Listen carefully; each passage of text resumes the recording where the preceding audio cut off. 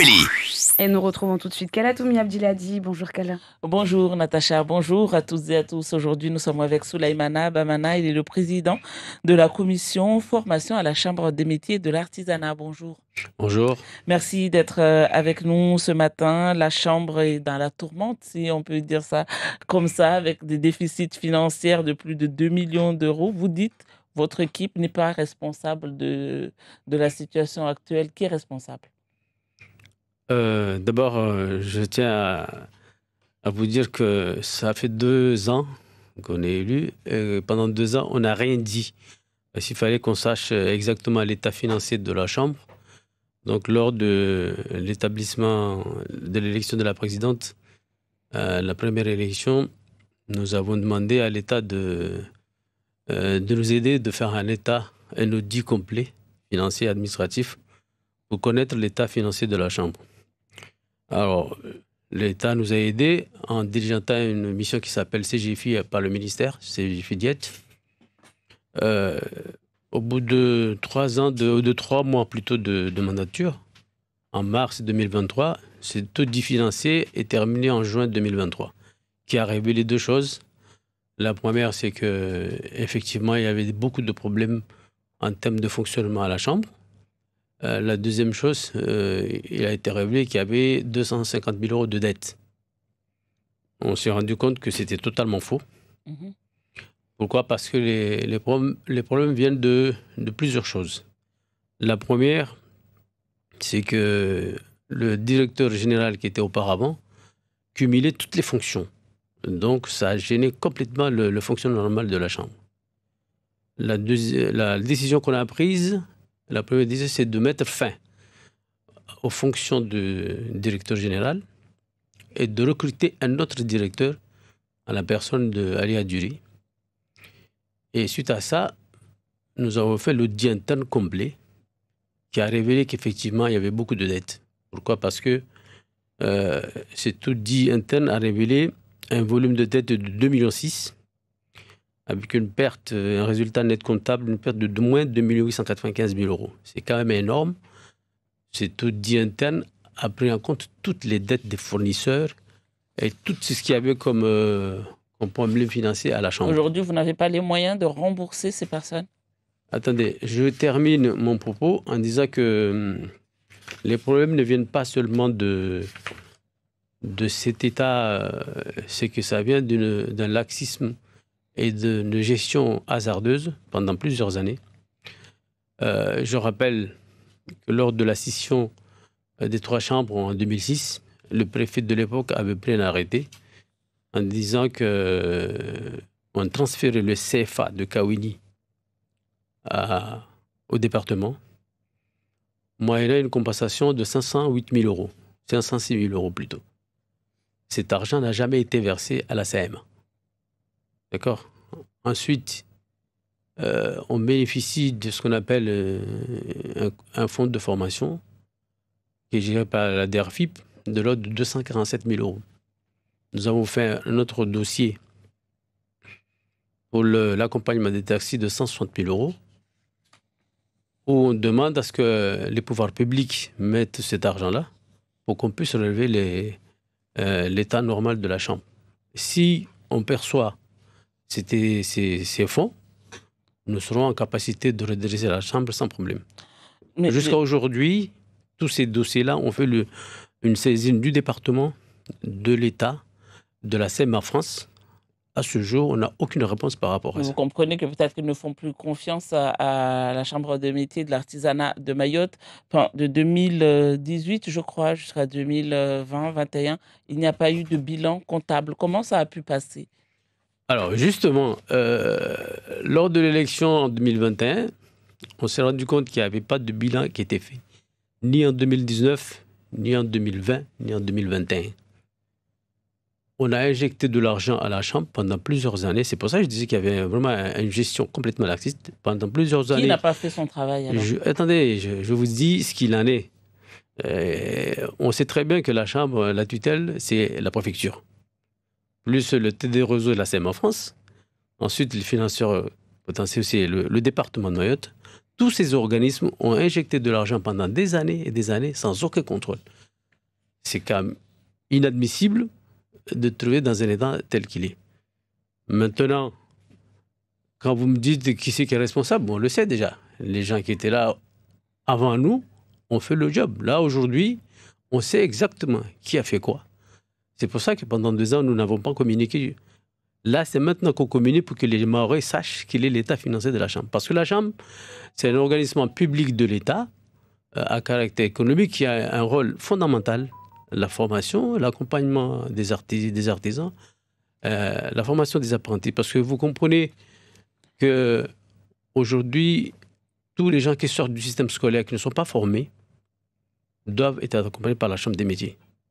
Donc, c'est quand même un organisme hyper important en termes de formation et de développement économique pour accompagner toutes les filières en partant de le BTP, l'alimentation, les services. Vous comprenez? Oui, donc, on ne peut pas laisser cet établissement public dans cet état-là. On comprend l'importance de la Chambre de métier, mais pour revenir encore, pour expliquer un peu la situation actuelle, on a connu une période où la CMA organisait beaucoup de foires, beaucoup de forums, beaucoup de voyages également. C'était aux frais de la princesse?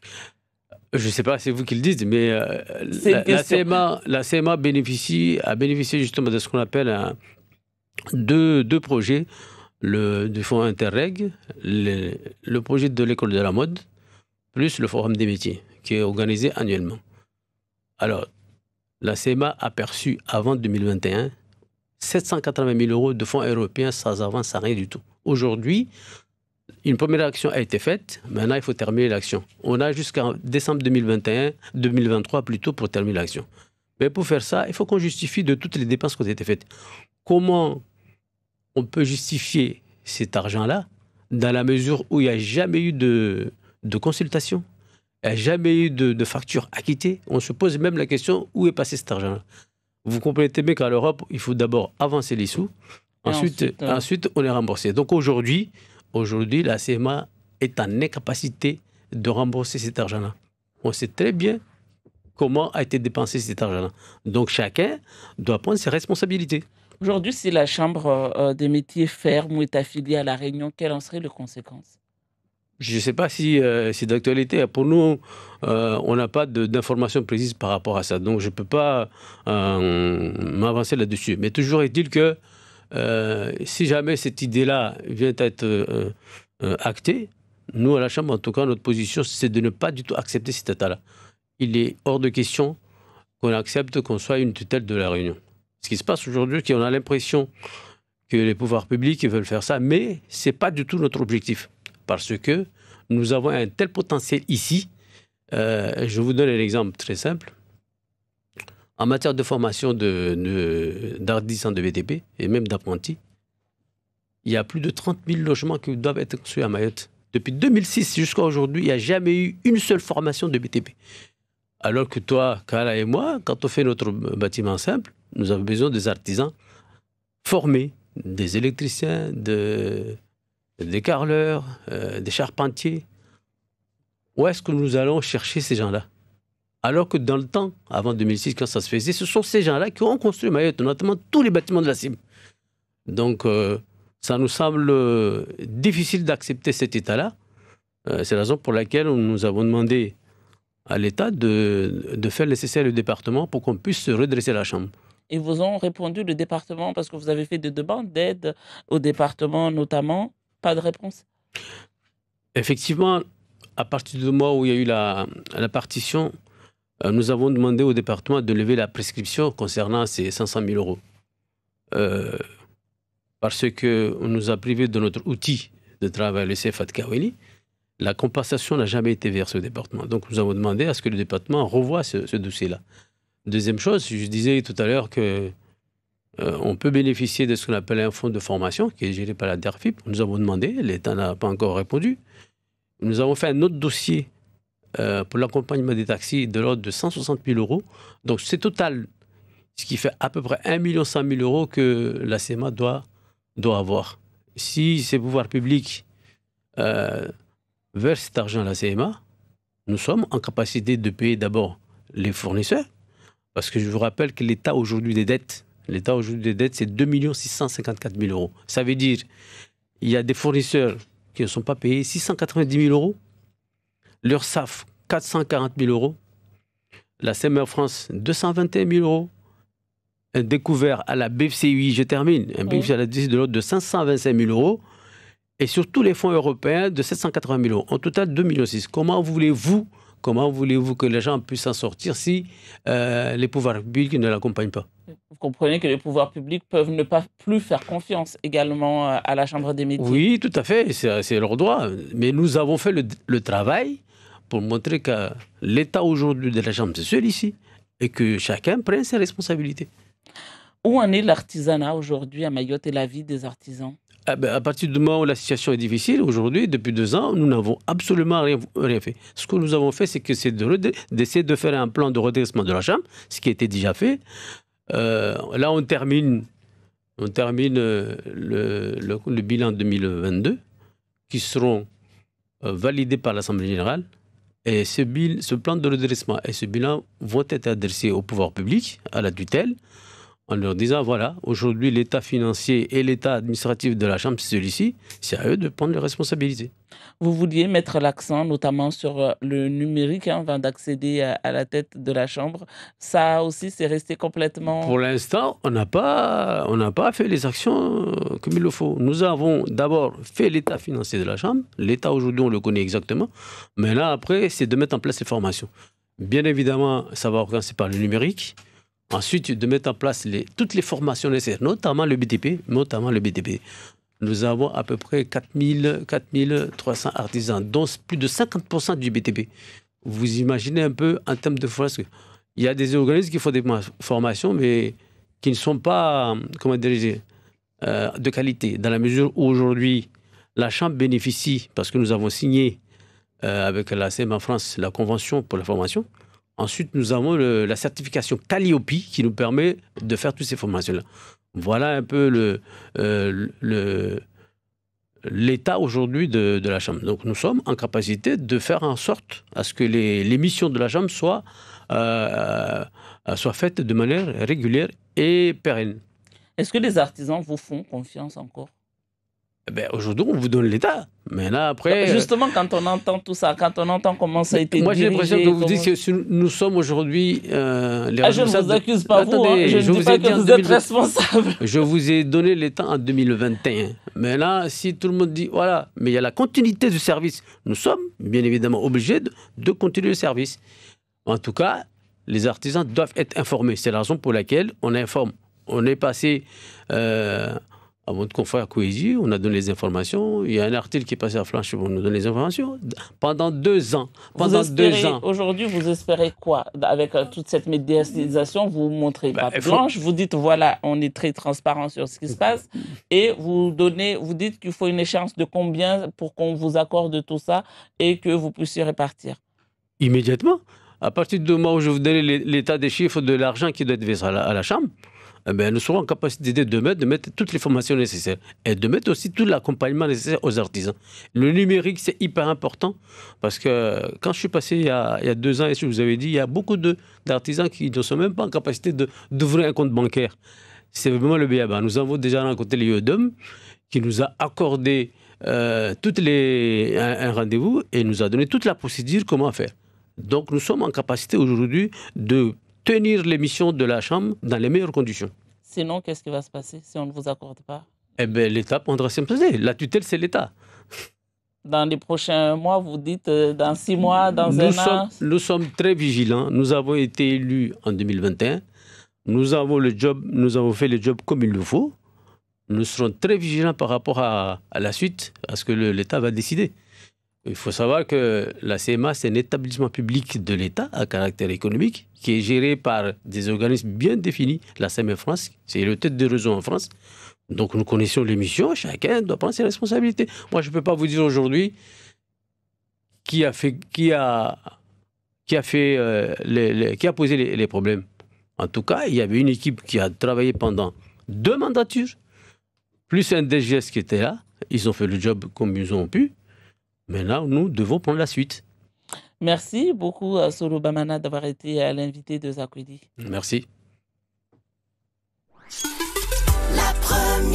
hein. Et à partir de maintenant, c'est à vous, auditeurs, auditrices, d'interagir avec nous, de poser vos questions à notre invité du jour au 60 01 01.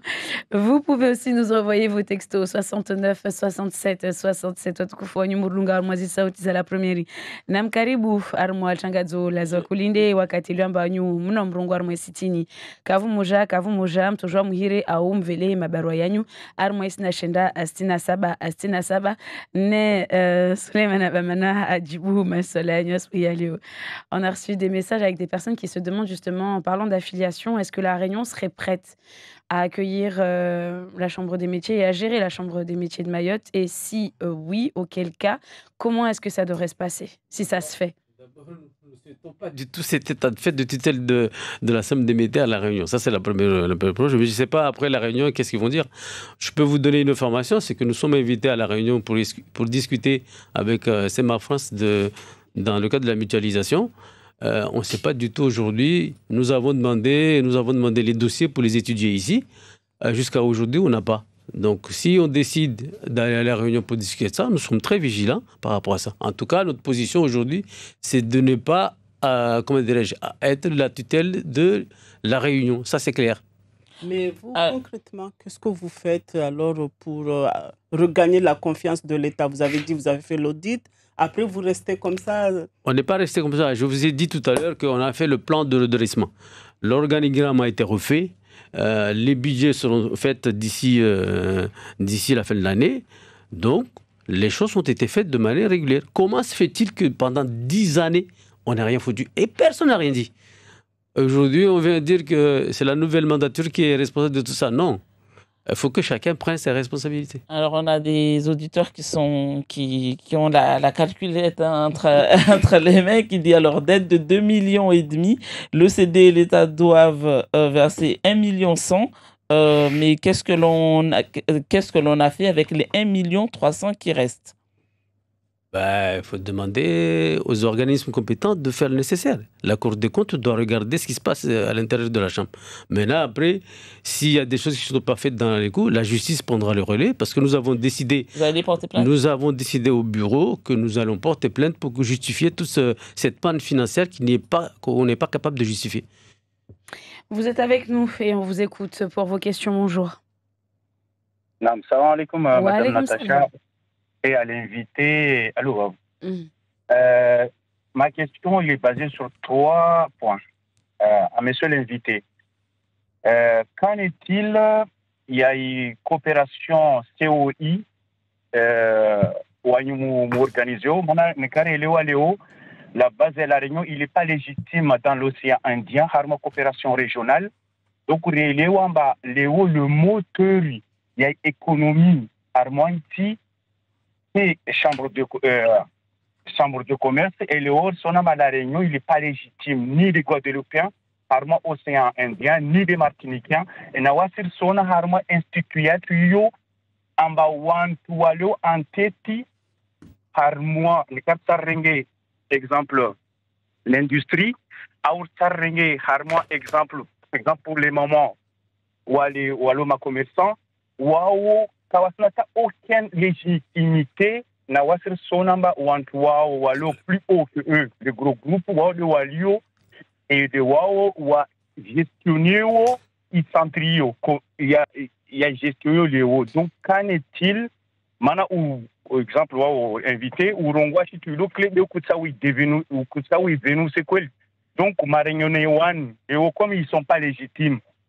Est-ce qu'ils ne veulent pas nous piéger justement pour que Warrengue, cet institut, que des questions en charge?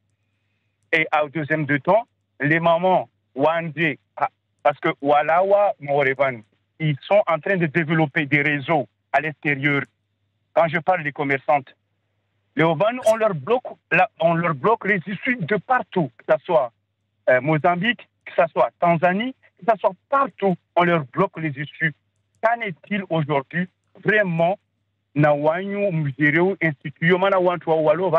depuis tout ce temps, ils ferment tous les verrous pour que Wantua Kawashine wa commerce.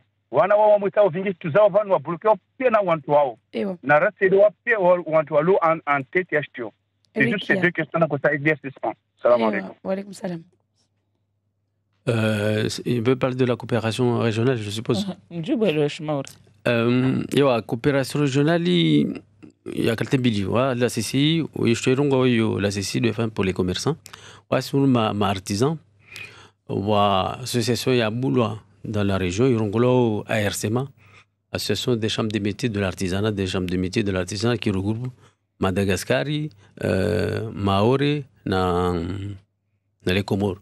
Action Billy, par exemple, il y a un forum des métiers, il y a un ou comme artisan wala au Moroni, Comore, artisan wala au Bushini, et puis artisan wala au Maoré. À peu près 150 francs. Donc, l'association, est obligatoirement, en tout cas, je vous remercie, marqué ça, ça Europus of Interregio, ne cache sous, ou à Wararo, Kawasi, en action.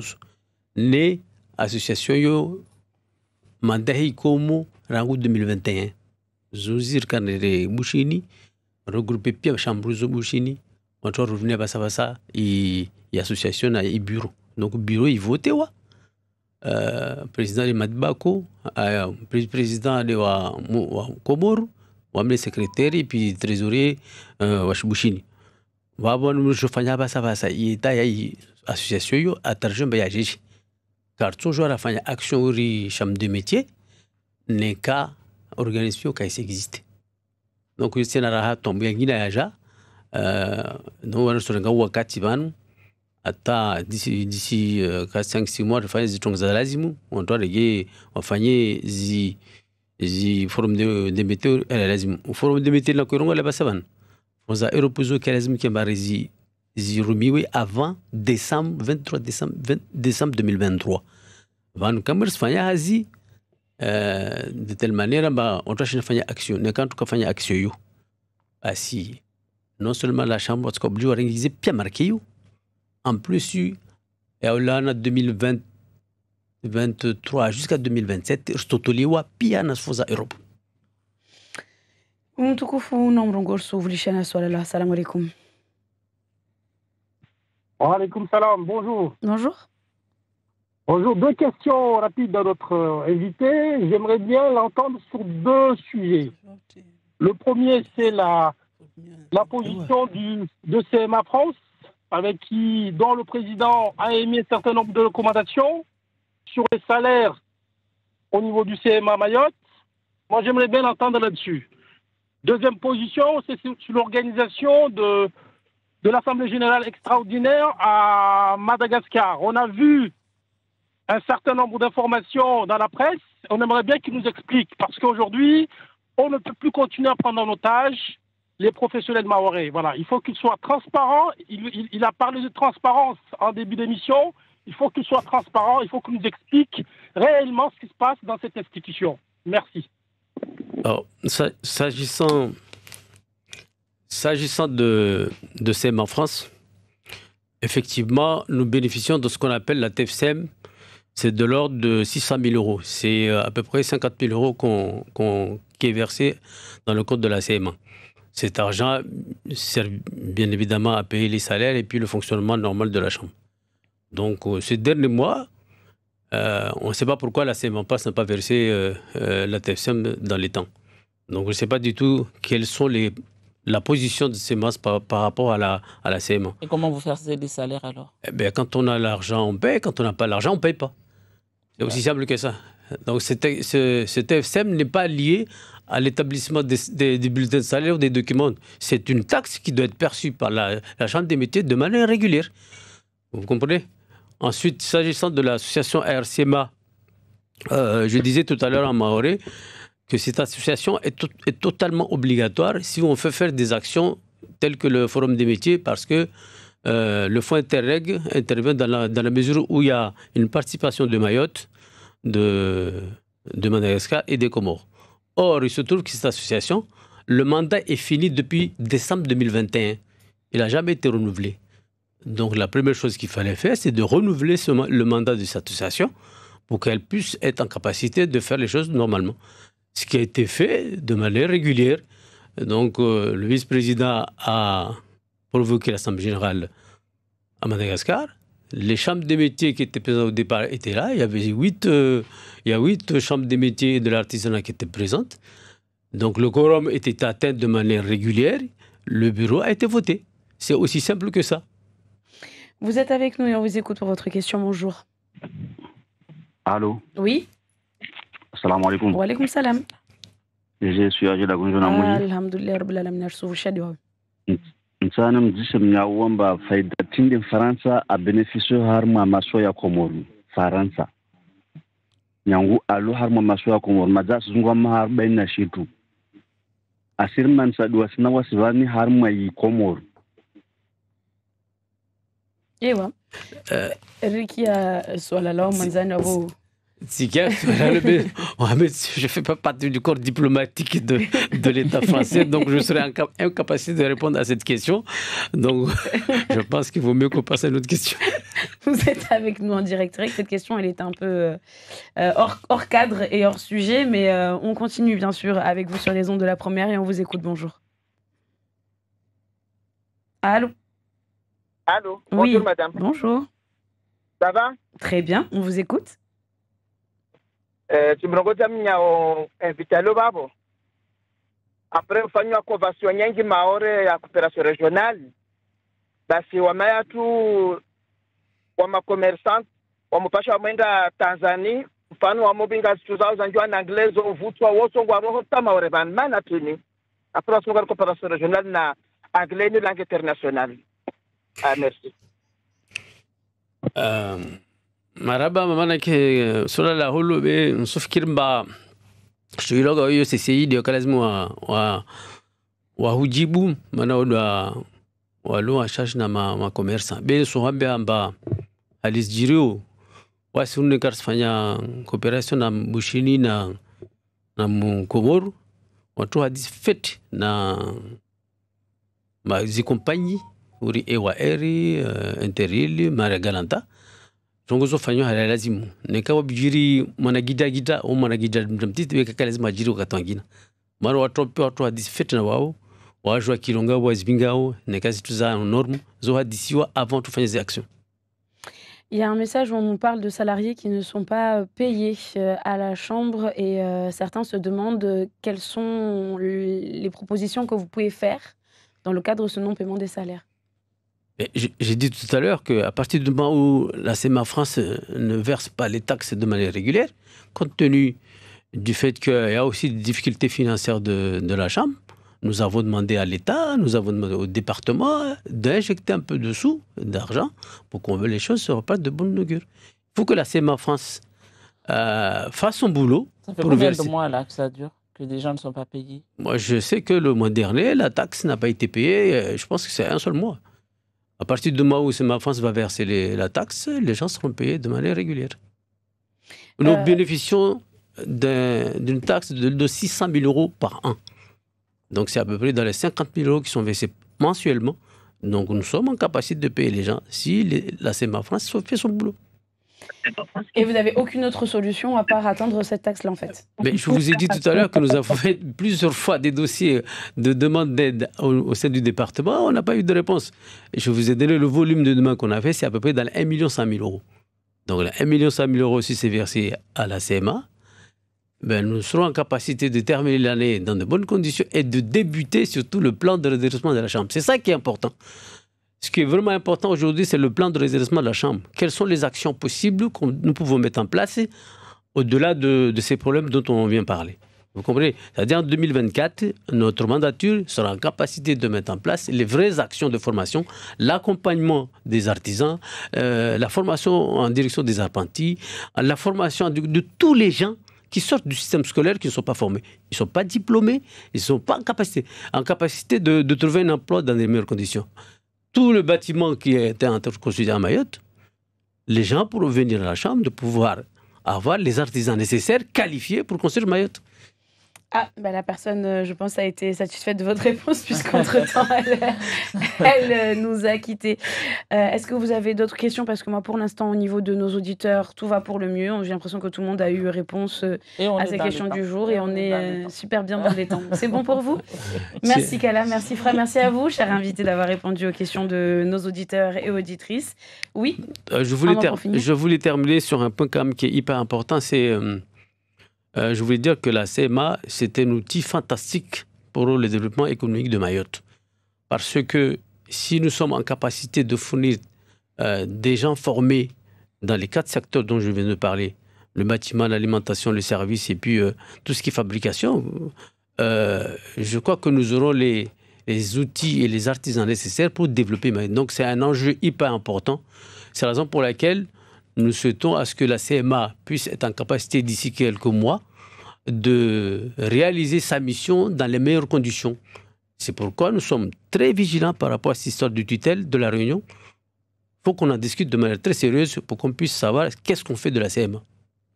Eh bien, écoutez, merci à vous en tout cas pour cet échange. Merci à vous d'avoir répondu aux questions de nos auditeurs et auditrices et aux questions de Kalatoumi. Vous êtes toujours avec nous. Alors, on est à l'antenne. En direct sur Mayotte. La première, il est 7h, passé de 46 minutes. On remercie notre invité et on continue avec Ali Chamsidine. La matinale, la série limitée Marhaba, 130 gigas, ya Only. Only, Istaoui. Nouveau à Mayotte, goûtez mon pouletti, le poulet frais et local